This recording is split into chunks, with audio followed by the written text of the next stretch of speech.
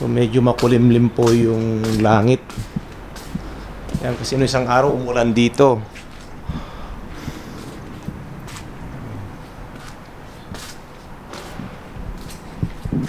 So, mamaya na lang ako maghugas ng sasakyan kasi dalawang araw na ako hindi naalinis itong aking sasakyan. Ang mga putik-putik dito, matalsik.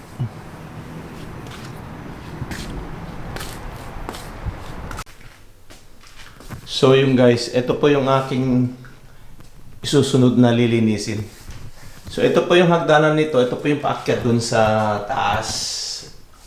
Yung pang tawag dun parang pinaka-terrace po. So yan. Dito ko lang tinatambak kasi halos wala nang madaanan dito. Kasi tinatamad ako mag-ayos noon kasi alam mo naman busy. So yan. Dami. Yan po yung aming tambakan. Mga gamit sa mga pang-camping. Saka ito yung Christmas tree namin, no. Hindi na namin nailagay. Malapit na magtatapos itong taon, hindi pa namin nailagay itong Christmas tree namin kasi wala kaming space. Hindi katulad nung itong living, ano ba tawag dito, yung para pinakasala namin, bakante yun, kaya doon namin nilagay yung Christmas tree namin noon.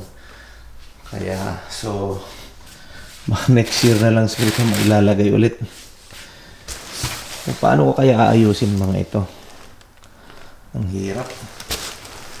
Ang sabi ko nga kay Mrs., yung mga hindi na ginagamit itatapon na eh, kasi ang hirap po. Kita nyo, doon sa baba yung mga kalat. So, malaking trabaho ito. Wala akong rest na yung araw na ito. Tapusin ko na siguro ito para matapos na.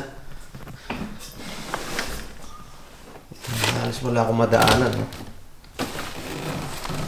Yeah. Oh, no. Ang hirap bumaba.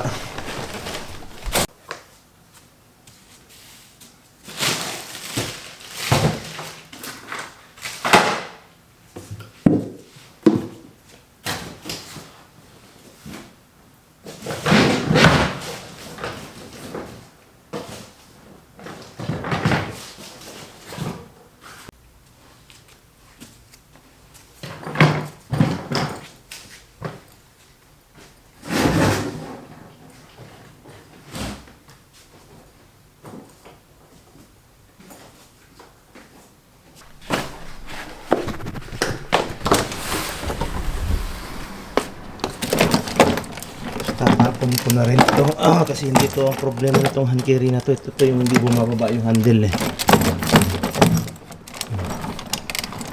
So, tatapon ko na rin ito para lumuwag doon sa loob ng bahay. Sige. Saka itong sa tennis ito, maganda to eh, Wilson. Kaya lang wala tayong bola. Saka ang problema dito, itong kamay malutong na siya. Itong goma, rubber, malutong. So, dalawa, tatapon na natin yun. Binili ko lang yan noon sa garage nung last year pa. Kaya lang hindi ko nagamit.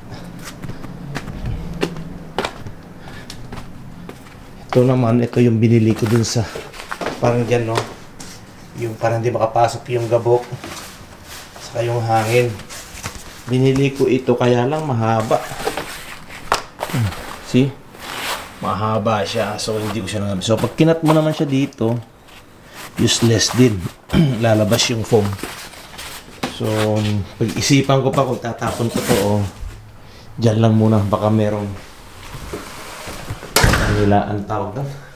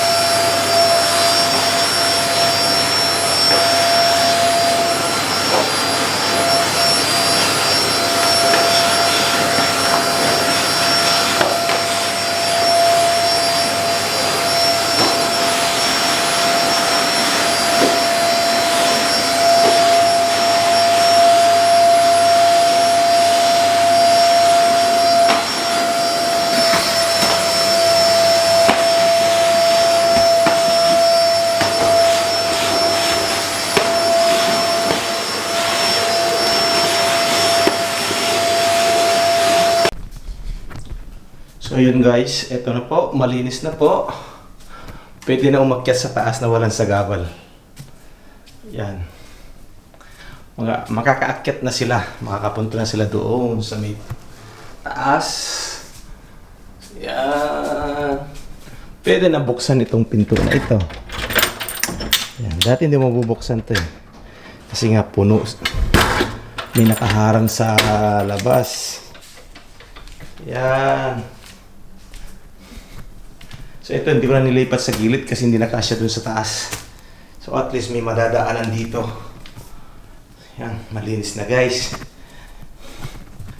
So ang isusunod ko mamaya yung kitchen sa itong loob namin.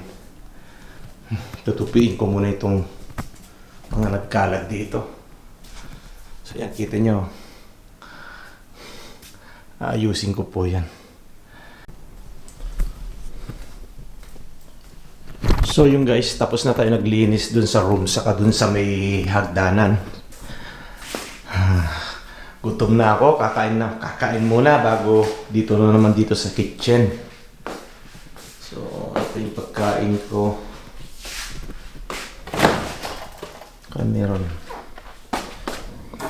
Ito yung dinuguan nung isang araw.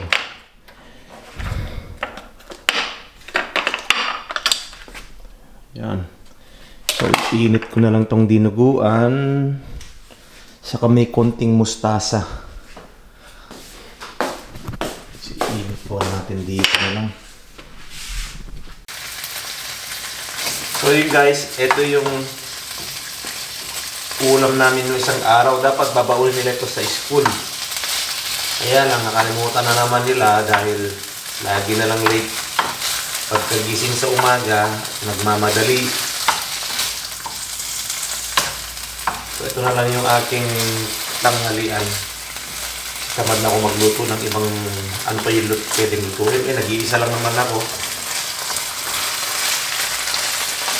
So hindi ko lang alam kung ano naman yung luluto ang hahapunan namin mamaya.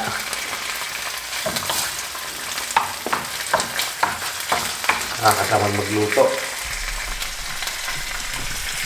Ayan po yung dinuguan namin. So yan ang aking dinuguan. Sarap. Naminis ko yung dinuguan dun sa Pilipinas eh. Lalo na yung bagong katay yung yung baboy. Tapos fresh na fresh yung dugo. Sarap. Kung gagawin mong yung yung crispy yung laman loob. Kasi dito walang laman loob.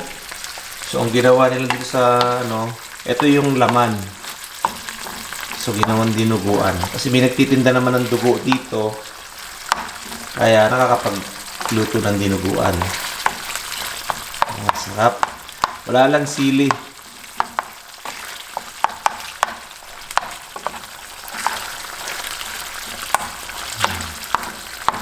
Three days na ito sa ref eh.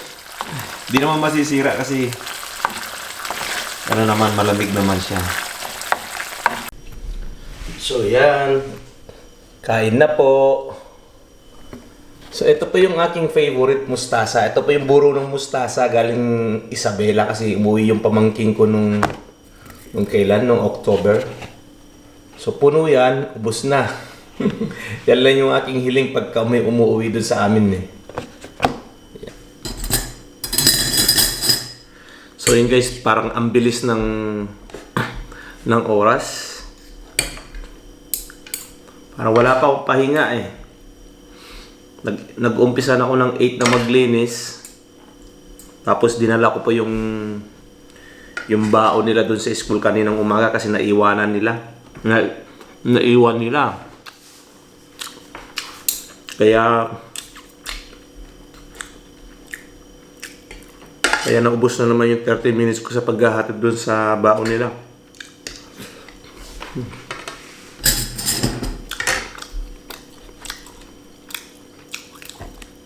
Ito yung mustasa oh.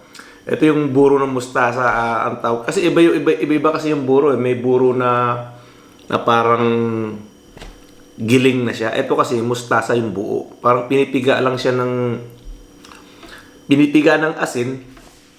Tapos parang itatago po nila ng halos 1 week dun sa parang banga para maano siya o banga, pipi ng asin. Tapos parang itatago nila dun sa ilalagay nila sa isang garapon or dun sa may banga pag sa probinsya. Mga after 1 week pwede na siya kainin. Yan o. Pampaganang kumain.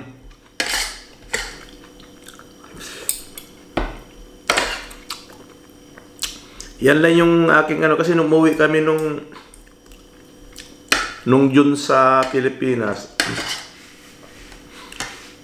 walang ganito, hindi panahon. May panahon pala pagtatanim ng mustasa doon.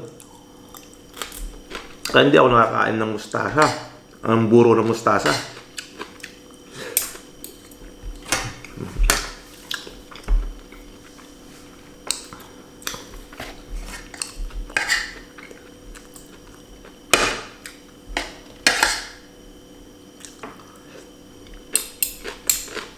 Masarap kumain pagka meron talagang may kasamang mustasa.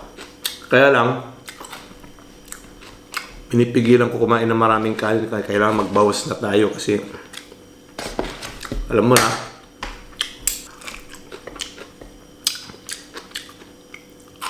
wala na, mauubos na itong mustasa ko. Buriin nyo, nakaabot ng 2 weeks ito bago maubos.